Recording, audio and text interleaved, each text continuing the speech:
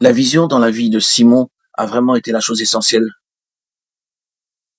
Elle a eu en lui de multiples effets. Voici un vieil homme qui, d'après la loi naturelle, est parvenu à la fin de sa vie.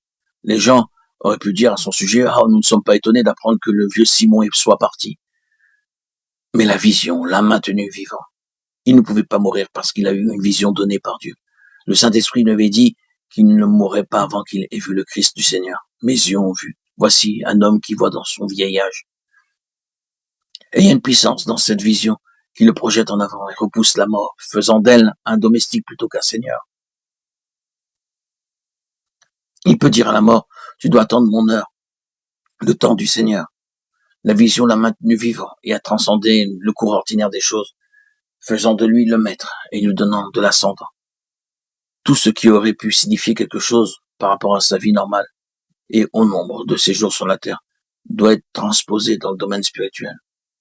S'il est encore physiquement bien, il y a une signification à cela. Si Dieu lui a donné une vision et l'a associée à sa réalisation, ce vase, cet homme ou cette femme sont immortels jusqu'à ce que l'œuvre soit accomplie. Nous pouvons dire avec le psalmiste, je ne mourrai pas, mais je vivrai. Psaume 118, 17. Mais vous devez être possédé par la vision de l'intention de Dieu, de telle manière que votre vie soit liée à elle. La vision a gardé Simon vivant. Il y a des effets vivifiants dans une véritable vision. Il y a bien plus que ce que j'ai dit et que vous avez peut-être saisi, car la vision est un lien avec le dessein et l'intention du Seigneur. Elle émancipe considérablement. C'est une chose que de continuer quotidiennement, de semaine en semaine et d'année en année. Nous allons à la réunion aujourd'hui, à la conférence le week-end. Cela se répète et c'est ainsi que la routine de l'activité du service chrétien peuvent constituer quelque chose. Mais c'est tellement différent d'être saisi par la poigne d'une puissante vision dominante et corporative. De sorte que l'atmosphère même semble proclamer que là se trouve quelque chose de plus que la simple routine. Il y a quelque chose de grand, quelque chose d'une grande portée lorsque vous y êtes introduit par l'Esprit Saint. Vous y entrez de même que Simon par l'Esprit. Voyez que vous n'avez pas simplement adhéré à quelque chose comme si vous étiez dans un attelage qui va de l'avant, sans véritable direction, tantôt à droite, tantôt à gauche, mais que vous êtes dans un mouvement comme les roues de la vision d'Ézéchiel, pleine de vie, allant résolument en avant. Oh, quelle grande vision que celle de celui qui est sur le trône. Il y a une grande différence.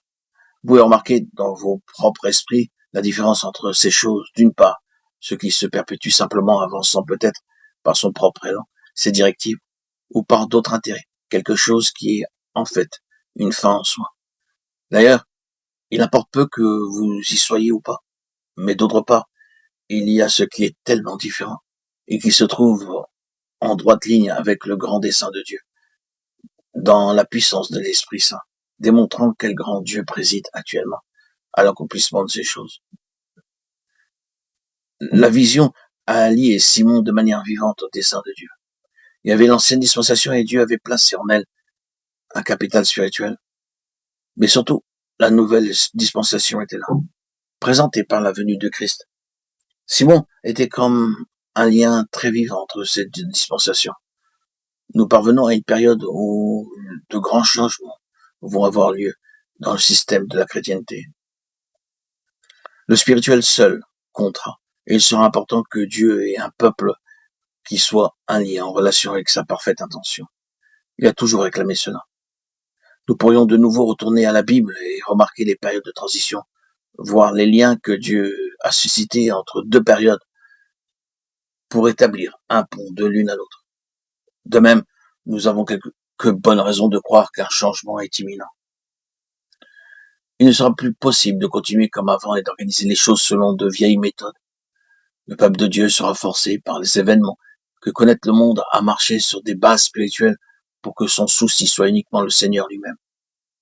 Si nous avons quelques raisons de penser que cela a débuté alors que quelque chose qui dépend de Dieu devra se manifester, un ministère qui soit un lien avec son plein dessein, qui le lie de manière vitale à lui dans ses plus grandes intentions, qui introduise une plus grande mesure de la plénitude du Seigneur.